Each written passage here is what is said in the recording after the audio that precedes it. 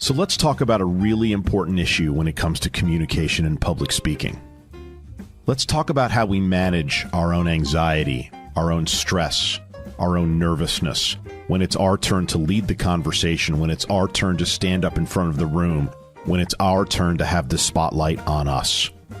And when this conversation comes up, most people start the conversation around anxiety management by asking, how can I make my anxiety go away?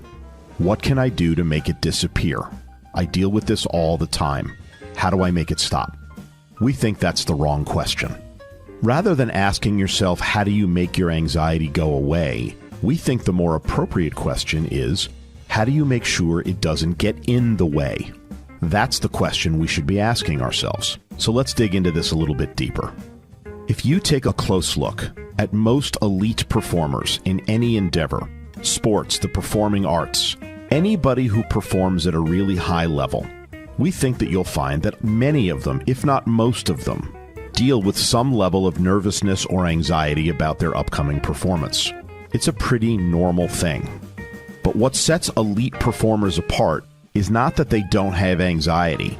Rather, what sets them apart is that they manage that anxiety. So let's talk about some things that you can do that will help you manage your anxiety and your stress around your public speaking. We think there are 3 areas to focus on. First, we have to be prepared. Now, this may sound obvious, but for many people, it's not. For many people, they either don't have the time, don't make the time, or get so wrapped up in thinking about their own anxiety and stress that they really forget about the importance of their preparation. Preparation's required. Preparation won't solve the problem for most of us, but it is a required first step. Second, we have to practice, which, by the way, is not the same thing as preparation. It's different. By practice, we don't mean stare at your notes. We mean practice out loud in front of another person, or perhaps simply recording yourself and listening to the playback.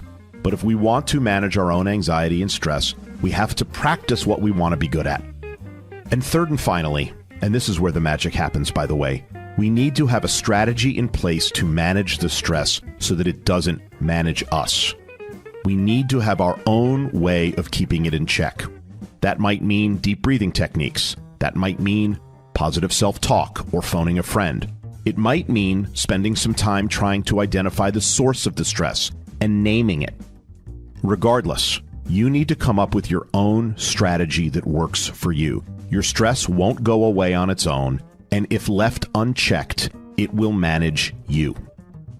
So let's deal with this issue of anxiety and stress around our public speaking once and for all. And the way we're going to do that is, number 1, by being more prepared, number 2, by practicing a little more often, and number 3, by putting some management strategies in place so that we are in control. Do those 3 things, and you are now on your way to a better place.